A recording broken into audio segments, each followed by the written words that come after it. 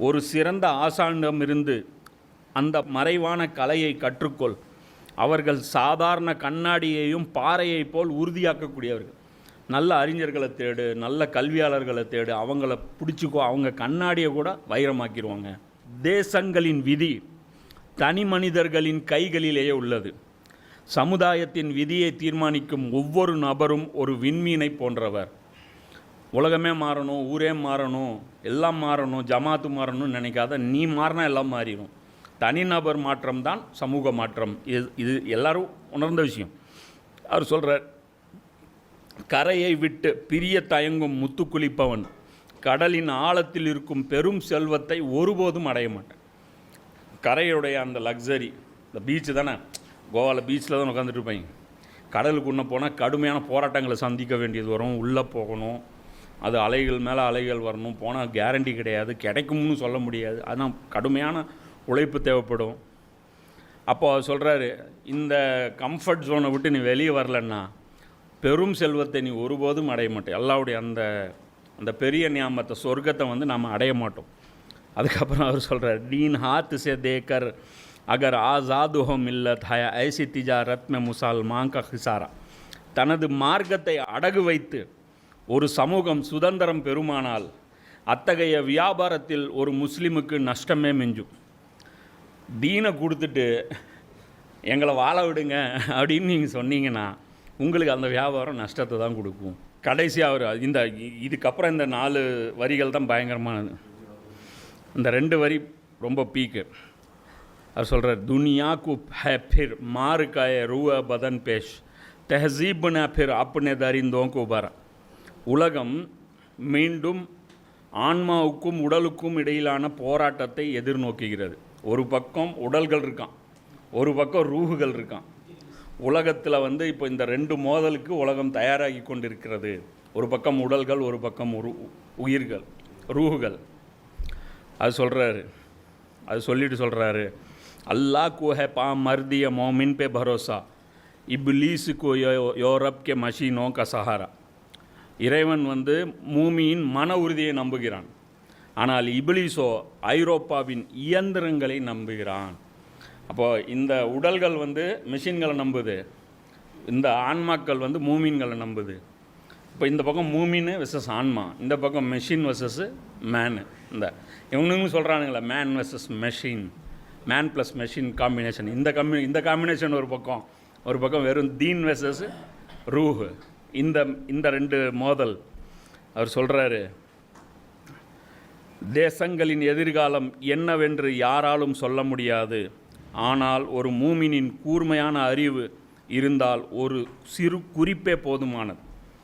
உனது செயல்களில் தூய்மையை முன்னோர்களிடமிருந்து கற்றுக்கொள். மன்னர்கள் ஏழைகளுக்கு கொடையளிப்பதில் ஆச்சரியம் ஏதுமில்லை.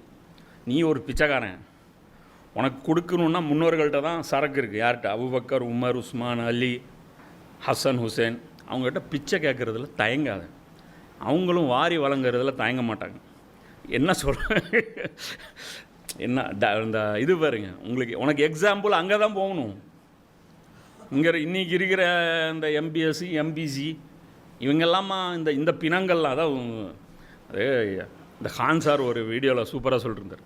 கங்கனா ராணாவத்து சமீபத்தில் ஒரு இது சொல்லிகிட்டு இருந்துச்சு. என்ன சொல்லிட்டு இருந்துச்சுன்னா, இந்தியாவுக்கு சுதந்திரமே 2014 தான் கிடச்சது. 1947 வந்து நமக்கு கிடைச்சது பிச்சை அப்படின்னோடனே இவர் கொஞ்சம் பேட்ரியாட்டிசம் ஜாஸ்தி. இந்த கான் சாருங்கிற பிஜேபிக்கார தான் அவரும்.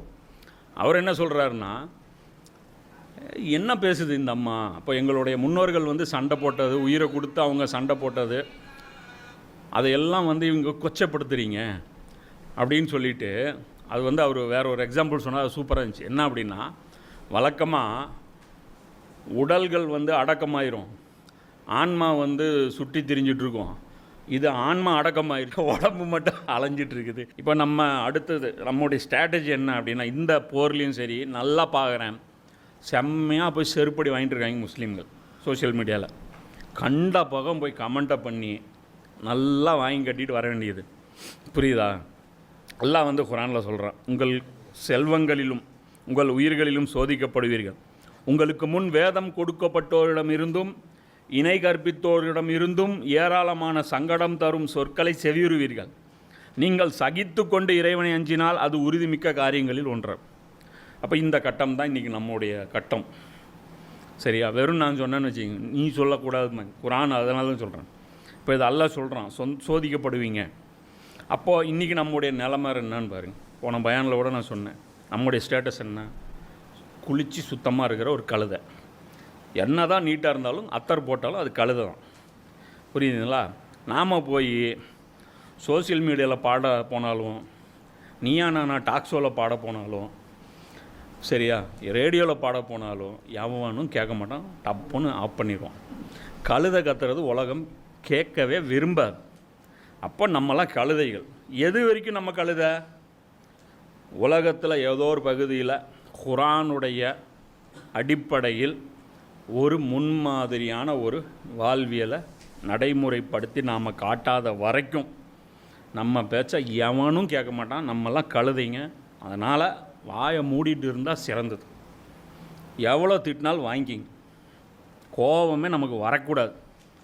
அதனால் மற்ற விஷயங்களில் போய் மூக்க நுழைக்கிறது, குறிப்பாக நம்முடைய அரசாங்கத்துடைய பாலிசிஸ், எக்கனாமி பாலிசி சரியில்லை, ஃபாரின் பாலிசி சரியில்லை, இஸ்லாமிய எதிர்ப்பு இருக்குது, இதெல்லாம் பேசக்கூடாது. எந்த மூஞ்சி வச்சுட்டு நம்மளை சப்போர்ட் பண்ணுவாங்க? தலைமை இந்த லட்சணத்தில் இருக்குது, காதிமா ஹரமைன்னு. இன்றைக்கி அவங்க எது ஹரம்? அவங்களுக்கு 2 ஹரம், ஒன்று வாஷிங்டன், இன்னொன்று டெல் அவீவ். இன்றைக்கி காதிமா ஹரமைன்னு இந்த மக்காவுக்கும் மதீனாவுக்கும் அவங்க காதிம் கிடையாது. டெல் அவீவுக்கும் வாஷிங்டனுக்கும் தான் அவங்க காதிமா ஹரமைன்னு. என்ன? அப்போது இது வர்ற வரைக்கும், இது நடக்கிற வரைக்கும், இதுக்கே பாருங்கள், ஈரானை மதிக்கிறாங்க, நம்மள ஒரு பேர் மதிக்க மாட்டான். புரியுதா? பாகிஸ்தானை மதிக்க மாட்டான், சவுதியை மதிக்க மாட்டான், துபாயை மதிக்க மாட்டான். காசு நீ எவ்வளோ வேணாலும் வச்சுக்க, மரியாதை 5 பைசா கிடையாது. ஈரானை மதிக்கிறான், காசாவை மதிக்கிறான். வேறு எவனையும் அவங்க மதிக்கிறதே கிடையாது, மதிப்பு வரவே வராது. அதனால் தயவு செஞ்சு இந்தியாவில் இருந்துட்டு மரியாதையை கெயின் பண்ணலான்னு மட்டும் தப்பு கணக்கு பண்ணிடாதீங்க. நீங்கள் எவ்வளோ பெரிய அப்பாட்டக்கார வேணாலும் இருங்க, கேவலமானவங்க தான் நம்ம கழுதை தான். வாயிலேருந்து மட்டும் சவுண்டு வரக்கூடாதுப்பா. நீ வேறு யார் வேணாலும் பேச சொல்லுங்க, சரியா?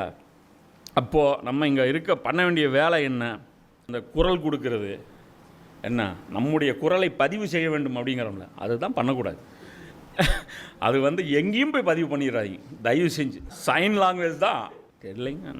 நம்ம எல்லாம் வம்பு தும்புக்கு போகிறது அவ்வளோதான். நம்ம பண்ண வேண்டியது நம்முடைய ஈமானை பில்டு பண்ணுறது, நம்முடைய முஸ்லீம் சொசைட்டியை அதில் இருக்கக்கூடியவர்களுக்கு ஈமான் பில்டு பண்ணுறது, அவங்கள பக்குவமான பெற்றோர்களை. இனி வரக்கூடிய காலங்கள் கடுமையான போராட்டங்கள் நிறைந்த காலகட்டமாக இருக்கும். நம்முடைய தலைவர்கள்லாம் மிஸ்லீட் பண்ணுவாங்க, மிஸ்கைடு பண்ணுவாங்க, சரியா?